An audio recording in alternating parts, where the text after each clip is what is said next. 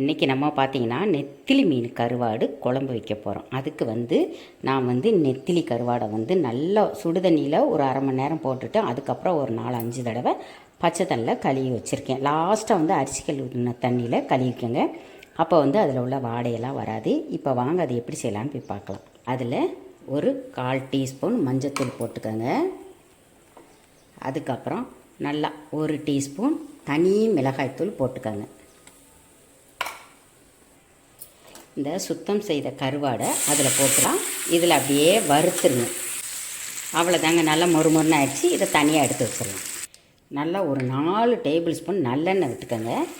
ஒரு 1/4 டீஸ்பூன் கடுகு போட்டுக்கோங்க. கடுகு பொரியட்டும். கடுகு பொரிஞ்சிருச்சு.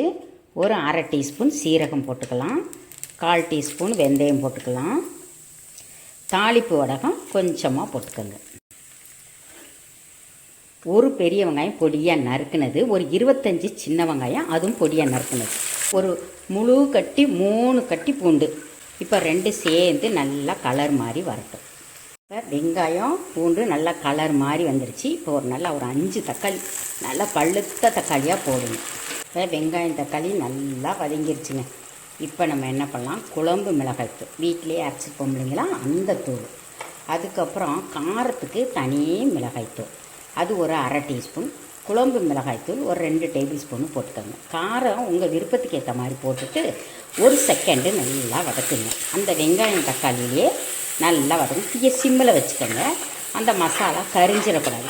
இப்போ நல்லா வதக்கிட்டு அதுக்கப்புறம் ஒரு 1/4 கிலோ கத்திரிக்காயை மெல்லிசாக நறுக்கி போடுங்க. அப்படியே வதக்கி விடுங்க. அதை கத்திரிக்காய் ஒரு 2 நிமிஷம் நல்லா இதுலேயே வதங்கட்டும். இப்போ நல்லா வதக்கியாச்சுங்க. இந்த காயோட மசாலா நல்லா சேர்ந்து வதங்கிருச்சு. இப்போ நம்ம ஒரு பெரிய நெல்லிக்காய் சைஸு புளி கரைச்சி ஊற்றிடுங்க. ஊற்றி இந்த கத்திரிக்காய் வேகணும். இப்போ உப்பு காரம் செக் பண்ணிக்கோங்க. இப்போ உப்பு காரம் செக் பண்ணியாச்சு. உங்களுக்கு குழம்புக்கு தேவையான அளவு தண்ணி ஊற்றிக்கோங்க. அதுக்கப்புறம் வேக வச்ச அந்த பலாக்கொட்டை அதையும் போட்டுருங்க. நல்லா வேகட்டும். இந்த புளி தண்ணியிலே நல்லா குழம்பு கொதிக்கட்டும். அதுக்கப்புறம் பார்க்கலாம். ஒரு 5 நிமிஷம் கொதிக்கட்டும். இப்போ 10 நிமிஷமாக நல்லா கொதிச்சிருச்சு. இப்போ அந்த வறுத்து வச்ச கருவாடை அப்படியே குழம்புல போட்டுருங்க. ஒரு பச்சை மிளகா போட்டு ஒரு கிண்டி விட்டுட்டு ஒரு 10 நிமிஷம் தீய சிம்மில் வச்சு வேக விடுங்க.